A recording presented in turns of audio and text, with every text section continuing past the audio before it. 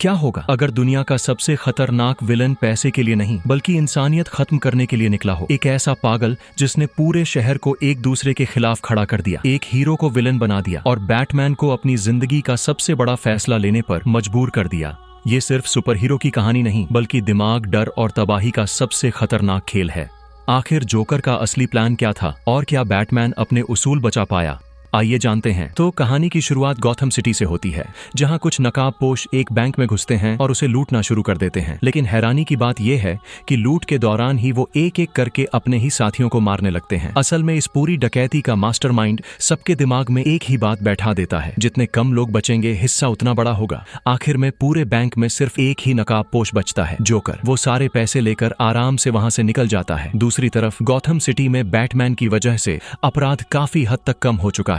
अब अपराधी रात में कोई भी गैर कानूनी काम करने से डरते हैं, क्योंकि उन्हें पता है बैटमैन कभी भी कहीं भी पहुंच सकता है। इसी बैंक डकैती के मामले में बैटमैन पुलिस अधिकारी जेम्स गॉर्डन से मिलने जाता है। गॉर्डन बताता है कि जिन पैसों की चोरी हुई है वो अंडरवर्ल्ड के थे। उनका प्लान है कि उन सभी बैंकों पर एक साथ छापा मारा जाए, जहां अंडरवर्ल्ड अपना काला पैसा छिपाकर उसे सफेद बनाता है। यानी जोकर ने जिस बैंक को लूटा था वहां रखा हर एक पैसा अंडरवर्ल्ड का था। इसके बाद James Gordon Harvey didn't say मिलने जाता है। हार्वी डेंट गॉथम का ईमानदार वकील है, जिसने शहर के कई बड़े अपराधियों को जेल पहुंचाया है। उसका सिर्फ एक ही मकसद है, गॉथम से अपराध का पूरी तरह सफाया करना। गॉर्डन उससे उन 5 बैंकों के लिए सर्च वारंट मांगता है जहां अंडरवर्ल्ड का पैसा जमा है और उसे सफेद बनाया जाता है। हार्वी डेंट बिना देर किए इस मिशन में उनका साथ देने के लिए तैयार हो जाता है। हार्वी डेंट भी बैटमैन का बहुत बड़ा सपोर्टर होता है, क्योंकि वो जानता है कि बैटमैन की वजह से गॉथम सिटी में अपराध काफी हद तक काबू में आ चुका है। लेकिन शहर में किसी को भी ये नहीं पता कि आखिर बैटमैन है कौन। सबकी नजरों में वो सिर्फ एक रहस्यमयी चेहरा है, जबकि असल में बैटमैन कोई और नहीं बल्कि गॉथम का मशहूर बिजनेसमैन ब्रूस वेन होता है। लेकिन ये राज दुनिया से छुपा रहता है। दूसरी तरफ अंडरवर्ल्ड के सभी बड़े गैंगस्टर्स की एक मीटिंग चल रही होती है। तभी टीवी पर उनका अकाउंटेंट लाओ दिखाई देता है। वो कहता है, बैंक से जो 68 मिलियन डॉलर चोरी हुए थे वो हमारे ही थे। अब पुलिस को बाकी बैंकों की भी जानकारी मिल चुकी है और वो वहां छापा मारकर हमारा सारा पैसा जब्त करना चाहती है। लेकिन उनके पहुंचने से पहले ही मैं सारा पैसा वहां से निकाल चुका हूं। मैं आप लोगों को पहले बता नहीं पाया, लेकिन हमारा पैसा पूरी तरह सुरक्षित है और अब मैं हांगकांग जा रहा हूं। तभी उस मीटिंग में अचानक जोकर की एंट्री होती है। वो टीवी पर दिख रहे लाओ से कहता है, तुम दुनिया के किसी भी कोने में छिप जाओ, बैटमैन तुम्हें ढूंढ ही निकालेगा। फिर जहां तुमने पैसा छिपाया है वो भी पुलिस के हाथ लग जाएगा और तुम सब एक एक पैसे के मोहताज हो जाओगे। जोकर आगे कहता है, 1 साल पहले तक गॉथम पर तुम्हारा राज था, लेकिन सिर्फ 1 साल में बैटमैन ने तुम्हारा पूरा साम्राज्य हिला दिया। अब उसे रोकने का सिर्फ एक ही तरीका है, उसे मार दो। तभी एक गैंगस्टर पूछता है, अगर ये काम इतना आसान है तो तुमने अभी तक उसे मारा क्यों नहीं? जोकर मुस्कुराकर जवाब देता है, जिस काम में तुम सबसे माहिर हो वो कभी मुफ्त में नहीं करना चाहिए। गैंगस्टर्स पूछते हैं, तो तुम्हें कितना चाहिए? जोकर बिना झिझक कहता है, तुम लोगों के पास जितना भी पैसा है उसका आधा। ये सुनते ही एक गैंगस्टर भड़क जाता है। उसे पहले से पता होता है कि बैंक का पैसा जोकर ने ही लूटा है। वो गुस्से में उसे मारने के लिए उठ खड़ा होता है, लेकिन तभी जोकर अपना कोट खोलता है, जिसके अंदर कई सारे बम लगे होते हैं। उसके हाथ में एक डिटोनेटर की डोरी होती है। अगर उसने उसे खींच दिया तो वहां मौजूद हर इंसान के चीथड़े उड़ जाएंगे। ये देखकर सभी की बोलती बंद हो जाती है। तभी वही गैंगस्टर कहता है, मैं इसकी सुपारी देता हूँ। जो इसे मारकर लाएगा उसे $5 लाख और जो इसे जिंदा पकड़कर लाएगा उसे $1 मिलियन दूंगा। जोकर बस मुस्कुराता है, अपना एक कार्ड उनकी तरफ फेंकता है और कहता है, सोच लेना, फिर मुझे कॉल करना। इतना कहकर वो वहां से निकल जाता है। दूसरी तरफ बैटमैन, हार्वी डेंट और पुलिस अधिकारी जेम्स गॉर्डन इस बात से परेशान होते हैं कि उनकी रेड की जानकारी पहले ही लीक हो गई थी। गॉर्डन कहता है, जब हमने छापा मारा वहां सिर्फ हमारे ही मार्क किए हुए नोट मिले, मतलब हमारे ही विभाग का कोई आदमी अंडरवर्ल्ड से मिला हुआ है। उसी ने सारी खबर पहले पहुंचाई थी। मुसीबत ये भी थी कि लाओ अब चीन पहुंच चुका था और चीनी सरकार उसे आसानी से उनके हवाले नहीं करने वाली थी। तब बैटमैन पूछता है, अगर मैं लाओ को वापस ले आऊं क्या तुम उससे सब कुछ उगलवा लोगे? हार्वी डेंट जवाब देता है, वो ही नहीं उसका बाप भी बोल पड़ेगा। इसके बाद बैटमैन सीधे चीन पहुंचता है। कड़ी सुरक्षा के बावजूद वो लाओ को पकड़कर वापस गॉथम सिटी ले आता है। अब लाओ उनके कब्जे में होता है। वो कहता है, मैं तुम्हें पैसे नहीं दिला सकता, लेकिन उन लोगों के नाम और ठिकाने जरूर बता सकता हूँ जो इस पूरे धंधे में शामिल हैं। असल में लाओ पूरे अंडरवर्ल्ड का अकाउंटेंट होता है, इसलिए उसके पास हर गैंगस्टर का हिसाब और जानकारी होती है। उसके खुलासे के बाद ताबड़तोड़ गिरफ्तारियां शुरू हो जाती हैं और हार्वी डेंट कुल 549 अपराधियों के खिलाफ केस दर्ज कर देता है। अगर ये सभी जेल चले जाएं, तो गॉथम सिटी लगभग अपराध, कालाबाजारी और काले धंधों से मुक्त हो सकती है। अब जोकर एक एक करके लोगों को मारना शुरू कर देता है, क्योंकि वो किसी भी कीमत पर यह जानना चाहता है कि बैटमैन के मुखौटे के पीछे आखिर कौन है। इधर गॉथम सिटी में कई नकली बैटमैन भी घूम रहे होते हैं। वो भी बैटमैन की तरह शहर को बचाने की कोशिश करते हैं। असल में बैटमैन ने सिर्फ इतना कहा था कि वो लोगों को इंस्पायर करना चाहता है, लेकिन कुछ नौजवानों ने इसका गलत मतलब निकाल लिया और खुद ही अपराधियों से लड़ने निकल पड़े। दूसरी तरफ ब्रूस वेन, जो असल में बैटमैन है, एक बड़ी पार्टी रखता है। वहां हार्वी डेंट और रेचल, जो कभी ब्रूस की गर्लफ्रेंड थी और अब हार्वी को डेट कर रही है, दोनों भी मौजूद होते हैं। पार्टी में ब्रूस सबके सामने हार्वी डेंट की जमकर तारीफ करता है, क्योंकि उसने कई बड़े अपराधियों को जेल पहुंचाया था। तभी ब्रूस को खबर मिलती है कि जोकर यहां आने वाला है। वो बिना देर किए हार्वी डेंट को बेहोश करके सुरक्षित जगह छिपा देता है। कुछ ही देर में जोकर अपने गैंग के साथ पार्टी में घुस जाता है। वो हर जगह हार्वी डेंट को ढूंढता है, क्योंकि उसी ने अंडरवर्ल्ड के खिलाफ सबसे ज्यादा केस दर्ज किए थे। हार्वी का पता पूछते हुए जोकर मेहमानों को डराने और टॉर्चर करने लगता है।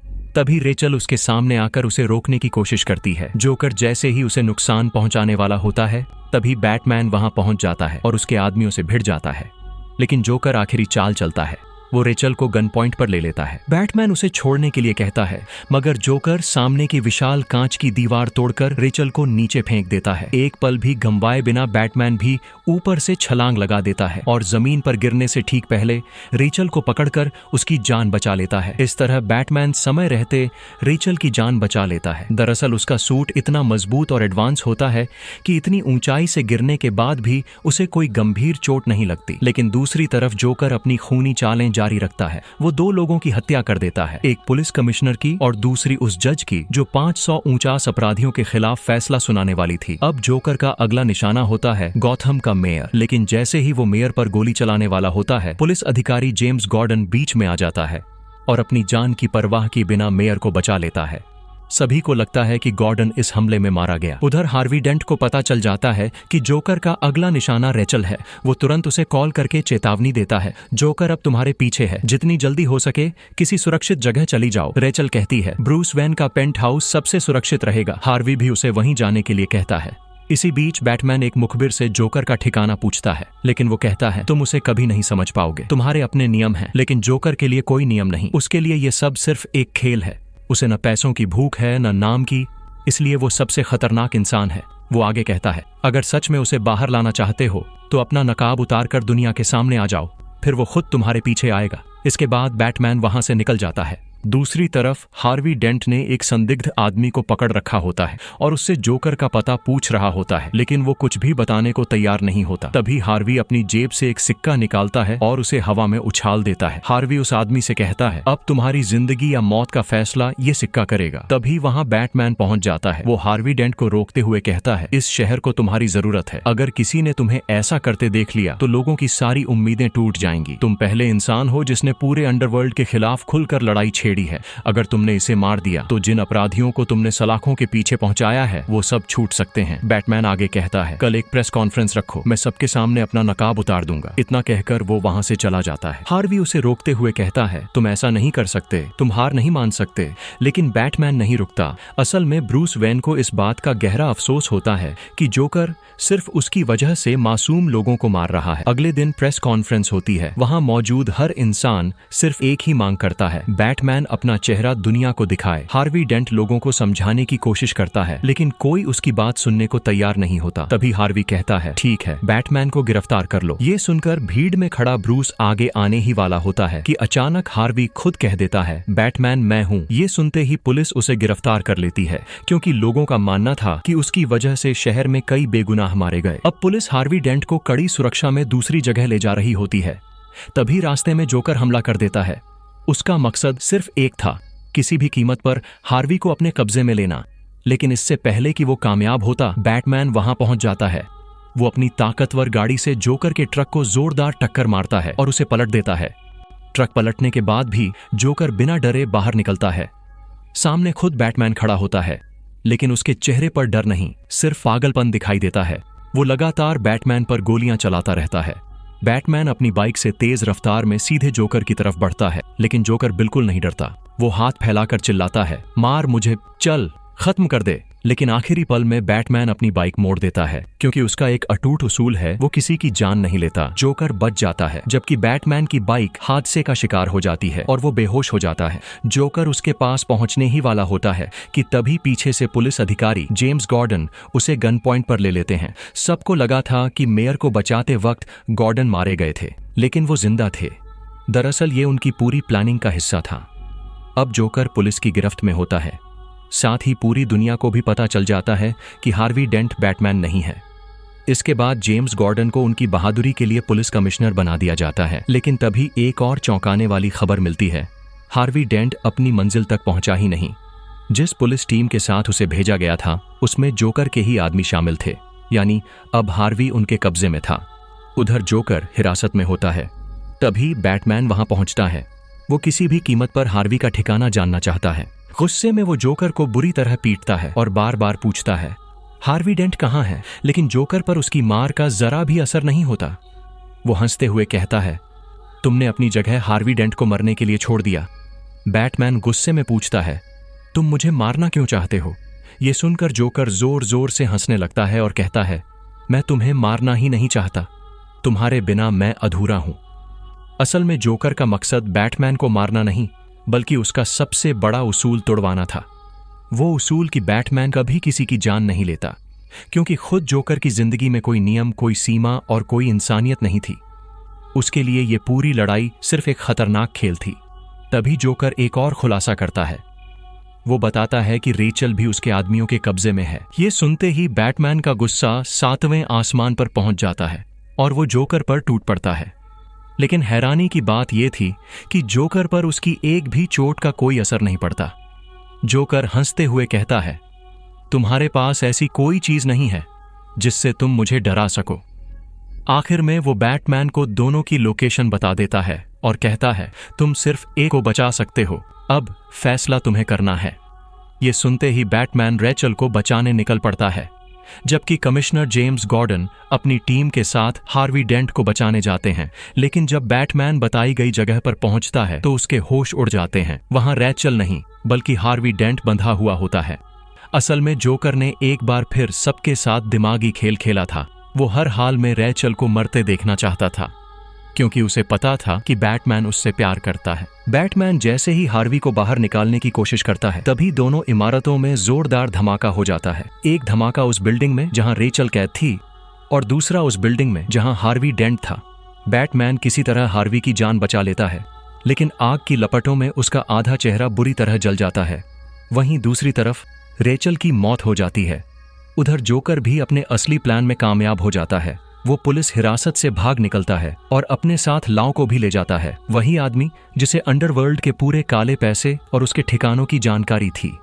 लेकिन सबसे चौंकाने वाली बात यह होती है कि जोकर अंडरवर्ल्ड के करोड़ों डॉलर के पूरे ढेर को आग लगा देता है। इतना ही नहीं, वो लाओ को भी जिंदा जला देता है, जिसे वो जेल से अपने साथ लेकर आया था।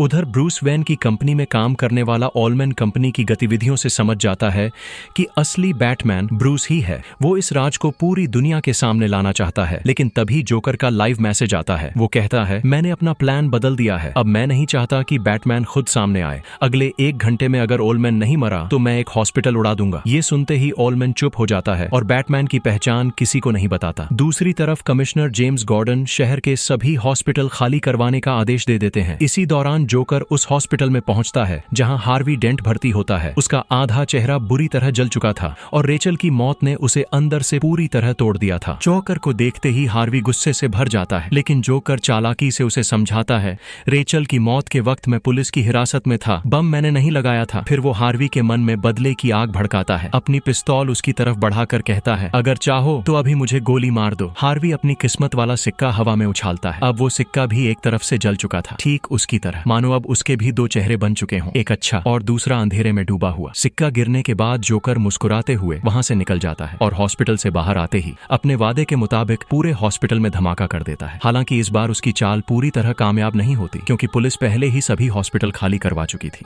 इसलिए इस धमाके में किसी मासूम की जान नहीं जाती। इसी बीच पता चलता है कि हॉस्पिटल से एक बस गायब हो गई है। उस बस में कई यात्री थे और हार्वी डेंट भी लापता है। उधर न्यूज चैनलों को जोकर का एक वीडियो मिलता है। उसमें वो कहता है, तुम लोगों ने मेरी बात नहीं मानी, जिस आदमी को मारने के लिए कहा था उसे नहीं मारा। अब शाम होते ही पूरा शहर मेरा होगा और वही होगा जो मैं चाहूंगा। ये धमकी सुनते ही करीब 30 लाख की आबादी वाला पूरा गॉथम सिटी डर के साए में आ जाता है।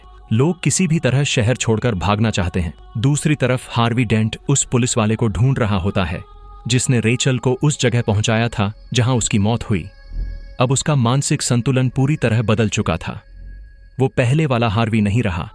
अब वो हर फैसले का न्याय अपने जले हुए सिक्के से करता है। इधर बैटमैन किसी भी कीमत पर जोकर तक पहुंचना चाहता है। एक खास सोनार डिवाइस की मदद से वो पूरे शहर को स्कैन करता है और आखिरकार जोकर की लोकेशन पता लगा लेता है। जोकर एक बिल्डिंग में छिपा होता है जहां उसने कई लोगों को बंधक बना रखा होता है। उसने उन बेगुनाह लोगों के मुंह पर पट्टियां, हाथों में नकली बंदूकें और चेहरों पर मास्क पहनाए होते हैं ताकि दूर से पुलिस उन्हें जोकर के गुर्गे समझकर मार दे। लेकिन बैटमैन उसकी चाल समझ जाता है और समय रहते सभी बंधकों को बचा लेता है। इसी दौरान नदी में 2 फेरी चल रही होती हैं। एक में कैदी होते हैं और दूसरी में आम नागरिक। दोनों फेरी में शक्तिशाली बम लगाए गए होते हैं। तभी दोनों फेरी पर जोकर की आवाज गूंजती है। वो कहता है, आज रात ठीक 12 बजे मैं दोनों फेरी उड़ा दूंगा।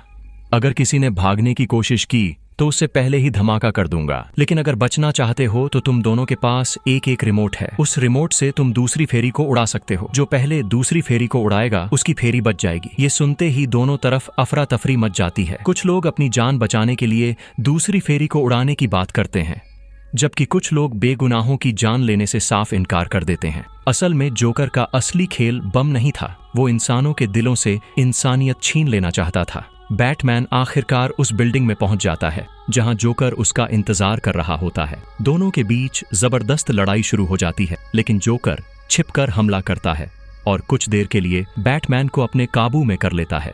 जोकर हंसते हुए कहता है, अब धमाके होंगे। बैटमैन जवाब देता है, ऐसा कुछ नहीं होगा। तभी घड़ी में 12 बज जाते हैं। लेकिन हैरानी की बात यह होती है कि दोनों फेरी में से किसी ने भी रिमोट का बटन नहीं दबाया होता। दोनों तरफ के लोग अपनी इंसानियत नहीं खोते। ये देखकर जोकर पहली बार निराश हो जाता है। लेकिन उसके पास दोनों फेरी को उड़ाने वाला आखिरी रिमोट भी होता है। वो जैसे ही बटन दबाने वाला होता है, बैटमैन उसे बिल्डिंग से नीचे धक्का दे देता है। नीचे गिरते हुए भी जोकर हंसता रहता है, क्योंकि उसे लगता है कि अगर वो मर गया तो आखिरकार बैटमैन अपना सबसे बड़ा उसूल तोड़ देगा। लेकिन बैटमैन ऐसा नहीं करता। वो तुरंत अपनी रस्सी नीचे फेंकता है और जोकर को वापस ऊपर खींच लेता है। जोकर मुस्कुराकर कहता है, तुम अपने बेकार उसूलों की वजह से मुझे कभी नहीं मारोगे और मैं भी तुम्हें नहीं मारूंगा, क्योंकि तुम्हारे रहते ये खेल बहुत मजेदार है। बैटमैन जवाब देता है, अब तुम पूरी जिंदगी पागल खाने में सड़ोगे। लेकिन जोकर हंसते हुए कहता है, अभी तुम्हें बहुत कुछ देखना बाकी है। फिर वो हार्वी डेंट का नाम लेता है और कहता है, पूरा शहर उसे हीरो मानता है, लेकिन जब उसके किए हुए काम दुनिया के सामने आएंगे तो लोगों की सारी उम्मीदें टूट जाएंगी। कोई उसे कभी हीरो नहीं कहेगा। हमेशा अपने पास एक तुरुप का इक्का रखना चाहिए और मेरा तुरुप का इक्का हार्वी डेंट है। मैंने उसे भी अपराधी बना दिया। ये सुनते ही बैटमैन समझ जाता है कि असली खेल अभी खत्म नहीं हुआ। वो तुरंत वहां से निकल जाता है, जबकि पुलिस जोकर को अपनी हिरासत में ले लेती है। दूसरी तरफ हार्वी डेंट उसी बिल्डिंग में पहुंचता है जहां रेचल की मौत हुई थी। वहां उसके कब्जे में कमिश्नर जेम्स गॉर्डन का पूरा परिवार होता है। हार्वी ने उन्हें इसलिए अगवा किया था क्योंकि उसकी नजर में रेचल की मौत के जिम्मेदार वही भ्रष्ट पुलिस वाले थे जिन्हें गॉर्डन ने अपनी टीम में रखा था। हार्वी ने उसे कई बार चेतावनी दी थी कि करप्ट अफसरों पर भरोसा मत करो, लेकिन गॉर्डन ने उसकी बात नहीं मानी। अब हार्वी उससे वही छीनना चाहता था जिसे वो सबसे ज्यादा प्यार करता था, उसका बेटा। वो बच्चे को गन पॉइंट पर ले लेता है। तभी वहां बैटमैन पहुंच जाता है।